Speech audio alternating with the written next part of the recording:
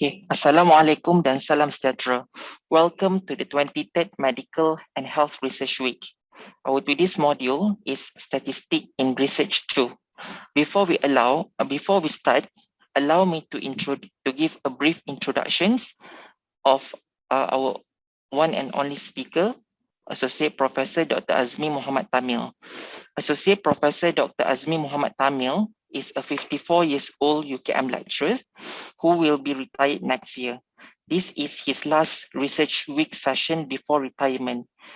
As a student in UKM, he was a nuisance to his JKM lecturers for disputing the statistical formulas taught.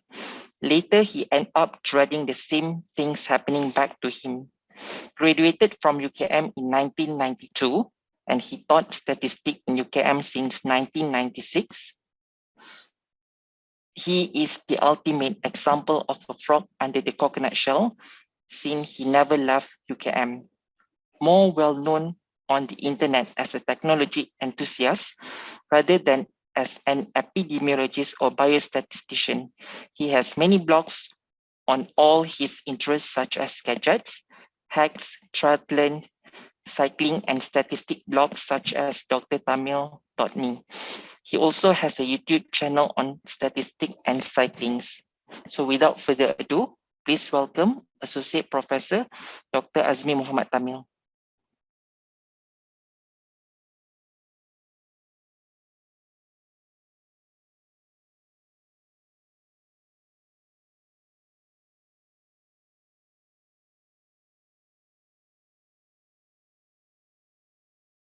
Maaf tak jumpa. Okay, thank you very much, Mr. Chairperson, Dr. Fitri. Okay, I will start this session with introduction. Okay, I'm going to share the slide. Okay, my apologies. Okay, the first thing first, I'm going to share a slide. This one was the question that was asked the last week on Friday. Because this one is going to cover what we cover today. So, okay, I'm going to share screen now. So I'm going to share screen 2. Click share. So hopefully this thing become sharper and clearer. Okay. So the example given was basically about when to use chi-square, when to use Ttest, and so forth. Okay. So I'm going to cover this. Okay, I'm going to cover this. Just the basic part. Okay. So for example, we take example, you are in your study, you're measuring the BMI, the body mass index. And as you all know, the BMI, body mass index, is a continuous data. Therefore, if you're trying to compare, okay, the BMI between male and female, therefore you have to use the student Ttest to compare. Okay, I need to take out the mask. It's affecting my presentation, my apologies. Okay. So, because you're comparing the mean, therefore you use the student Ttest. Compare mean, student Ttest. But if the BMI is recategorized to become normal and overweight, then you are comparing whether there's a difference of normal and overweight between male and female, then you use the chi-square test. Okay, chi-square test. Okay. Okay. Okay. So to summarize, okay. So if you're having the continuous data, and the continuous data is in terms of you're comparing between male and female, and so when you're comparing male and female, you're comparing the mean and standard deviation of the BMI among the males and versus the BMI of the females in terms of mean plus minus standard deviation. You will use student Ttest. But if you are using it using the recategorized data, which is the BMI has been recategorized to become normal weight and overweight, then you will be using the chi-square test. So that's why I want to emphasize. Okay, if you are having the data is continuous data, you use student Ttest. If the data is categorical data, normal weight and overweight, you will use the chi-square test. So that is how we will start today, so that you understand the difference between the lecture from last week on Friday, which is about the chi-square test, and today we're going to cover about the t-test. Okay. Okay, so today we are going to cover the second most common analysis that you use during statistical test for your research paper, for your thesis, which is you're going to use the t-test. You're going to use the t-test. All right. Okay, there are many kinds of t-tests. Yeah, there are many kinds of t-tests. You are going to hear single t-test, independent t-test, student t-test, paired t-test. So when you student t-test is independent t-test. They are one and the same. Paired t-test is before and after, where you compare the value before and after the intervention. Then you have ANOVA, when you have to compare between many groups. When you have to compare the mean between many groups. Okay. All right. So who started this test? The test was started by a person by the name of William C. Gosset. Okay. And why they did not call the test as Gosset's test? Because at that time, William C. Gosset was working with Guinness Breweries. I'm not sure whether you know about this, but Guinness Breweries used to be popular for this advertisement. Guinness Stout, anggal lagi, nalade. Guinness Stout is good for you. All right. So one of the things about these companies, they are worried about their trademark. They're worried about their trade secret. So the trade secret is how they produce a fantastic beer. Yeah, of course, I don't know whether it's fantastic or not. Despite my name, Azmi Muhammad Tamil, nama saja Tamil. Saya anak Tamil tapi orang Melayu. Okay, so to protect their trade secret, their staff are not allowed to publish anything, okay, to avoid their secrets from being leaked. But of course, William C. Gosset, he's a statistician. He does not know about the chemistry part of making beer. But he still was not allowed to publish. Therefore, he had to publish using a pseudonym. So the pseudonym that he used to publish his paper on students' t-test, okay, he used the pseudonym of student. Because he used the pseudonym of student, therefore, the test become known as students' t-test. Okay, the test become known as students' t-test. Okay, so that is the history of why this thing was called a students' t-test. Okay. I'm still not getting the screen that I want, but never mind, we just proceed. I'm supposed to see the big screen, but it's showing me a different screen right now. Okay, I'm going to go next slide. That's a problem when you have so many screens. That's a problem when you have so many screens. Okay. So what happens in a student's t-test, as mentioned earlier, when you are comparing a student's t-test, you're comparing the mean of two groups. You're comparing the mean of two groups. For example, you have a group of pregnant mothers. These pregnant mothers were started with being anemic or not enough blood at the early part of pregnancy. So you have a intervention. What is the intervention? The treatment group was given injection of iron. Okay. The control group was given iron tablets to take orally. Okay. So after 3 months, you compare the mean hemoglobin level between the case and control. Okay. So therefore, this kind of test, you're going to use the test, a student's t-test. Okay. So why? Because there are two variables involved here. One is the hemoglobin level, and the other one is the grouping, the treatment group and the control group. Okay, so that is, as you can see in the formula, it is the t-test is done by comparing the mean of the first group against the mean of the second group. Okay, so some more examples are given here. Okay, another one is comparing the level of blood cholesterol between hypertensive and normotensive patient. And of course, the other one is comparing the HAM-D score of two groups of psychiatric patients treated with two different types of drugs, which is fluoxetine and sertraline. All right. Okay. Any problem? No.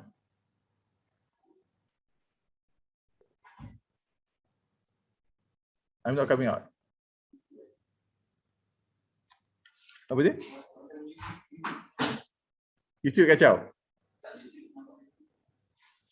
Okay, so they're saying that my YouTube is not coming out, so I'm not worried. Oh, I'm sharing the wrong screen. Okay, thank you. I'm supposed to be sharing the big screen. Thank you. Okay, hopefully I'm getting the right screen. Okay, 1,000 apologies. There's a problem when you have so many screens. You do not know what screen you're looking at. So right now I'm trying to get the correct screen to come out and the wrong screen came out. Okay, no wonder I cannot see the. Okay, my apologies. Thank you very much for Afiq for pointing out that I'm sharing the wrong screen. Okay. Okay, so you're trying to compare between two groups. Therefore, that is the test you use, which is student test. Okay, the chat. Okay, now I'm not going to touch the chat yet. Not yet. Hopefully, the other host and admin can handle the chat. Okay, so when you're trying to compare the mean, if you're comparing the mean, so this one is example of how you compare the mean between two groups. So here the example given is the two drugs, fluoxetine and sertraline, comparing the level on the anxiety score, the Hamilton anxiety score on week 6. So you can see that after 6 weeks on fluoxetine and sertraline, the patient are very, very happy. They are no longer having anxiety attacks. The score is almost the lowest possible, which is 4.25 and 3.8. Therefore, there is no difference in terms of the effectiveness of Zoloft and Prozac in treating the anxiety of this patient. So you can see here, the Ttest showed that the p-value is not significant. Right now we're having the speaker coming out on the other side. All right. Okay, so that is the concept of Ttest. Okay.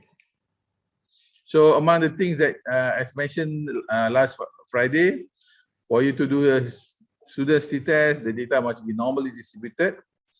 The population variances are equal, and the two groups must be independent of each other. So if you are comparing two groups, then you're okay. Example, you're comparing male and female. There are two groups, they are independent of each other. You cannot be members of both groups. Okay. So Ttest is like that. You must be independent of each other. So these are the formulas for Ttest. Again, as I said before, these formulas are just for you to understand that there is such a formula exists. But for your thesis, please don't do manual calculation. Why you're not going to do manual calculation? Because you don't want to. We don't want you to waste time. We don't want you to waste time running the analysis manually, because the computer can do it for you faster. Okay. What software you can use? You can use SPSS. The notes are there on my website on how to use SPSS. You can also use Studio-R. Also, the notes are available on my website. Okay, so we are shifting away from SPSS because SPSS is very expensive. Studio-R is free. Studio-R is free. So these are two formulas that you can use to calculate the Ttest. So this is the most commonly used formula, which is for samples larger than 30, and this one is for the smaller sample size, where you need to combine the variance. Okay. All right. Okay. So what is the aim? The aim here, what you are trying to see is if the t-test, if the test is significant, it means that one group has improved better than the other. One group has improved better than the other. So usually, because in our study, we want that the treatment group to be better than the control group. So the better the improvement, the larger is the mean difference in the two groups. The larger the mean difference, the more smaller is the p-value, and the more smaller p-value, the more significant is the p-value. As you mentioned earlier, the p-value is indicative. The chance of this difference being due to random chance rather than real difference. Peluang di mana perbezaan yang dikesan adalah berlaku secara kebetulan, bukan perbezaan sebenar. Itu adalah that is the meaning of the p-value. So you want the probability that this is in error as small as possible. Okay, the bigger the mean difference, the bigger is the t-value. Therefore, the smaller is the p-value. Therefore, more likely to be significant. The smaller the variance, the smaller is the p-value. Okay, so please take note of that. So there are two things. You're looking at the difference of the mean, and you're also looking at the standard deviation. The square of standard deviation, you end up with variance, and the smaller is the variance, you end up with a larger t-value. The larger t-value, the smaller is the p-value. Okay, here's some example that I've shown you. Okay, basically what I'm trying to show you that if you calculate manually, you need the mean and standard deviation. By knowing the mean and standard deviation, you can calculate the t, and once you get the t value, okay, once you get the t value, you can get the p value. So this is the t value when you're doing calculation manually. Okay, okay, I'm not going to worry about this. I know you can actually load some part of the slides. Okay, but don't worry, it is not important because you're going to do everything by SPSS, okay, or by using Studio R. So this is how we get the p-value if you're doing the calculation manually. So since the p-value is smaller than 0.05, okay, the p-value, so the chance of the error happening by chance is less than 0.05, less than 5%. There is a significant difference of the cholesterol level between the hypertensive and normal patient. And hypertensive patients have a significantly higher cholesterol level compared to normotensive patients. All right, so that is the how we do a student t-test. So this one is the example we tend to do in my class. I'm not going to do it here, but the whole point here is just show that there's a difference of marks of 11.255. Okay. We can see that the mean difference is 58 and 47. Standard deviation is 14. Is there a difference? Yes, it is different, and it was significant. Okay, so I'm not going to worry about that. Let's go to the next one. Okay, so you can see here the difference is significant. There's a difference of marks with the two groups of students, and it is very small p-value, 0.0000003.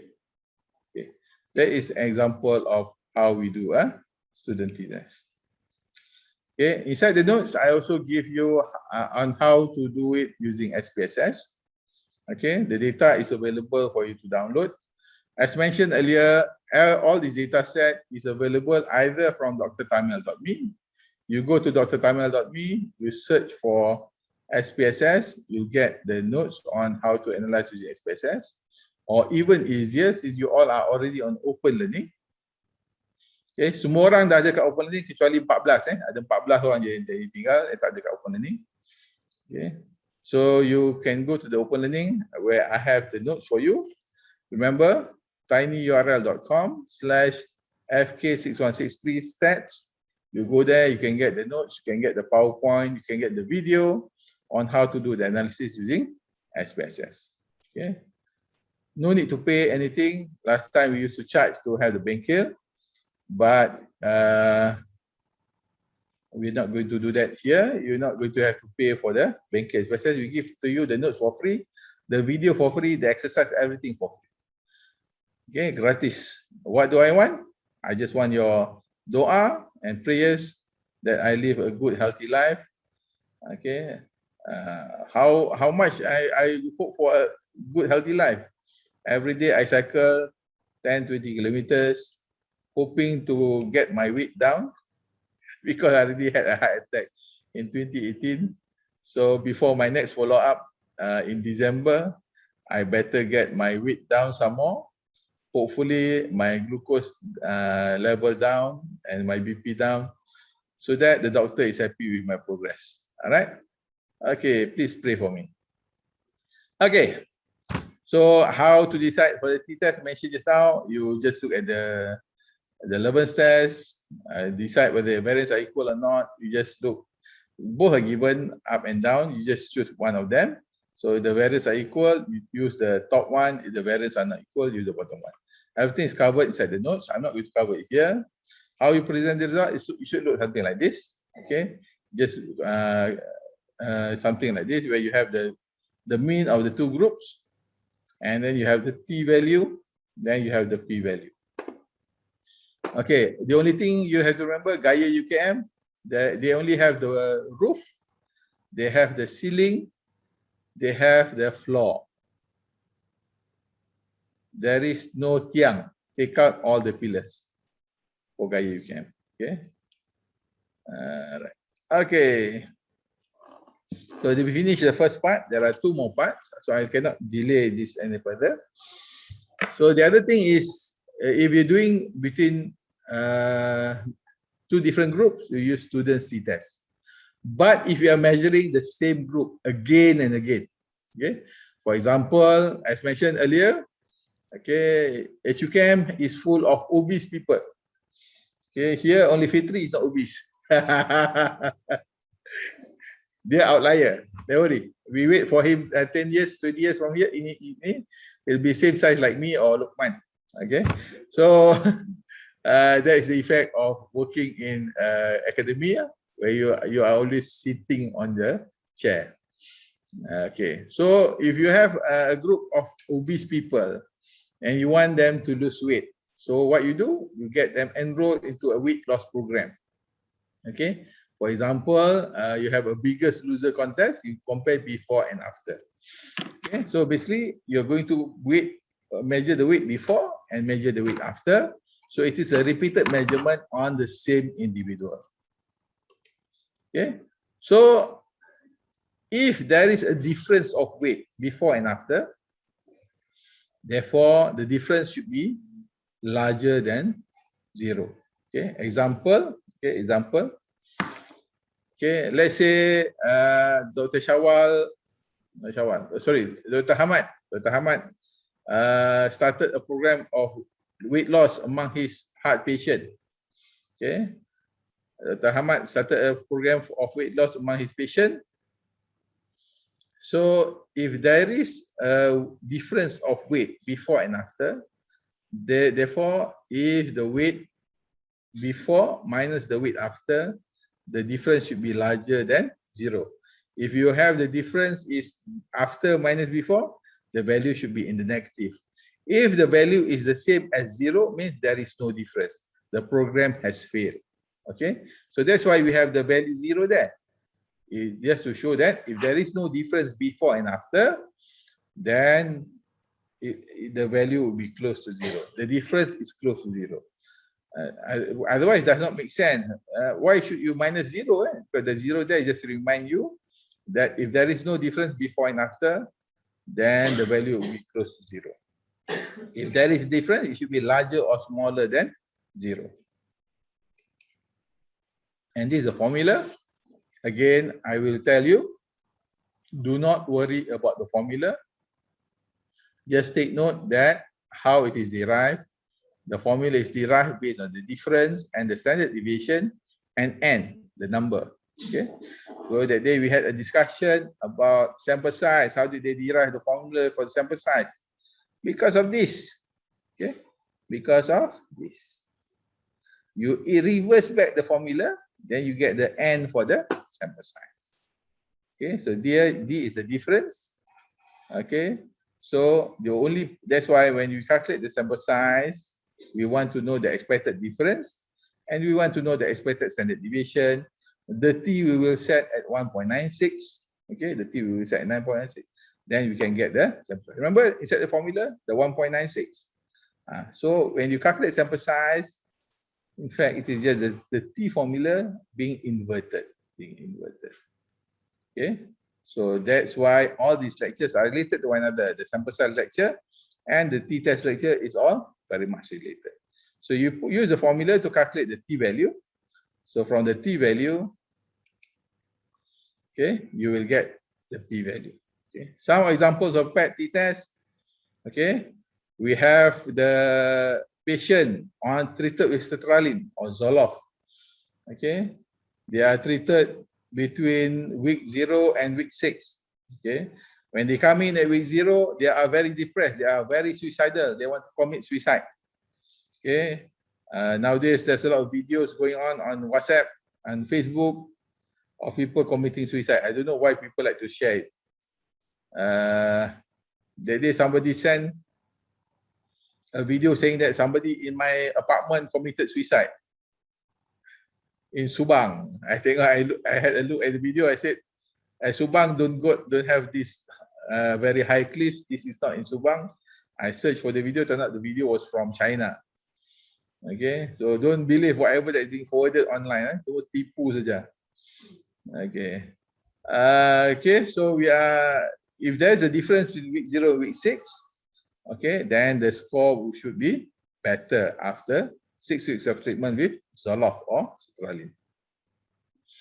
The one that we always use in JKM and in ONG, we like to compare the hemoglobin level among anemic patients, okay, amongst anemic pregnant women after treated with 6 weeks with Martinez.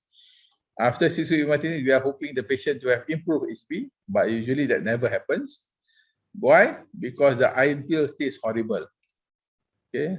That day I complained my wife why she's not taking the iron pills. She asked me to swallow the iron pill.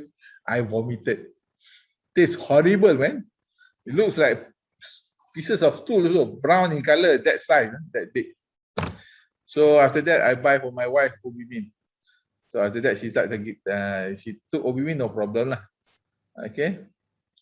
Okay, so here's some example of calculation done using SPSS. So you can see clearly here the anxiety score after 6 weeks of treatment, it is much better and the p-value is significant.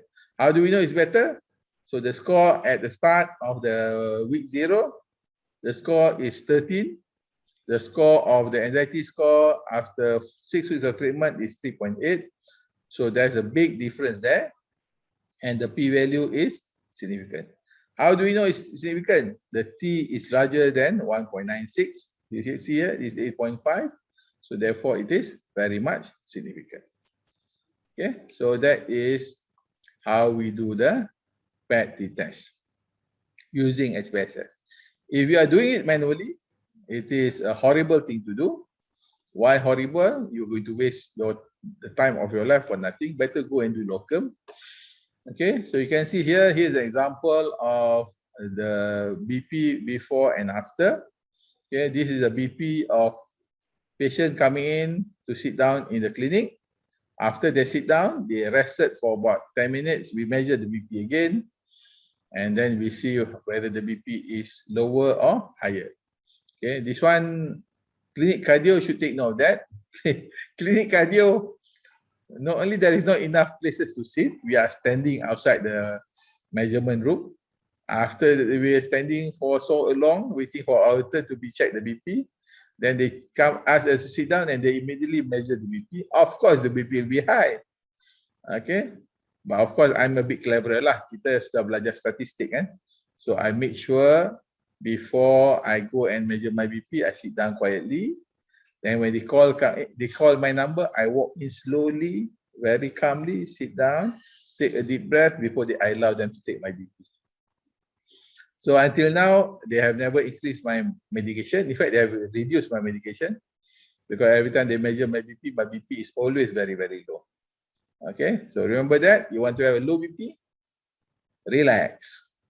Don't be stressed out. Today, right now, you check my BP is above 150. I know already, I checked. Okay, why? Teaching you all very stressful. So this one is the measurement manually. As you can see, it is very, very complicated and very hard to do. So don't do it manually. Use the expenses. Okay, this is a very masochistic exercise. If you're into pain, then go ahead and do this. Okay, but the whole point here right now, what is important is look at the p-value. You can see the p-value is less than 0.05. Therefore, the null hypothesis is rejected. Yes, there is significant difference of systolic blood pressure between the first and second measurement. Okay, the mean average of the first reading is significantly higher by 3.11 millimeter hydrogen compared to the second reading. So, guys, those who are having high BP, like myself, please take note of that. Have good rest before you measure your BP in the clinic. Okay. Again, I'm very generous. I give the notes on how to do this manually. Okay, not only you have the slides on how to do the test manually, we also have the video and the PowerPoint available from the website and from the Open Learning website. Okay, so the whole point here is just how to, and here I show you also how to present the result inside the Ttest. Okay, sorry for rushing, but we're already 9:35. I'm going to have only 5 more minutes. Give me the end.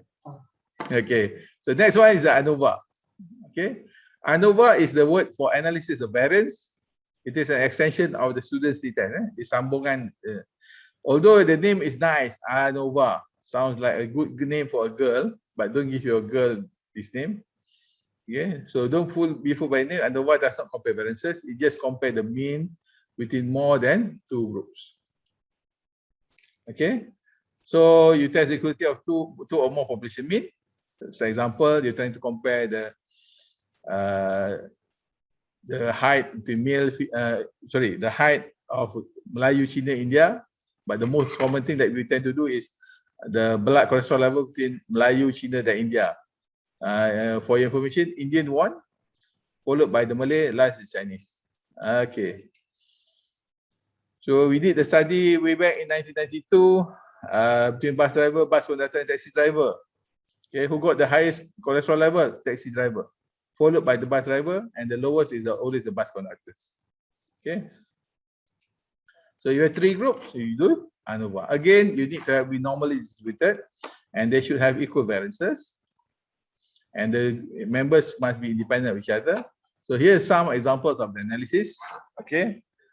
I cannot get out from the screen. By right, the camera should be tracking me this side, but it's tracking me to the right side. Okay. Tak boleh. Okay, never mind. Don't worry about that. Okay, so this is how we do it. Next. Okay, so again, there's manual calculation for ANOVA, but I'm not going to show it because it is very, very, very, very, very complicated. Okay, you have to calculate many times. So here's the formula for the manual calculation. They got the SSB, sum of squares between groups. Okay, then they have this is how we calculate the sum of squares between groups, which is a lot and complicated. So I'm not going to go into detail about that. Then we have the MSE, the mean square error, something like standard deviation.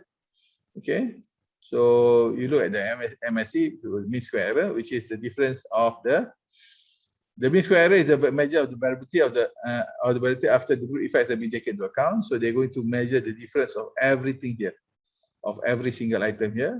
Okay, this is the formula for the MSE.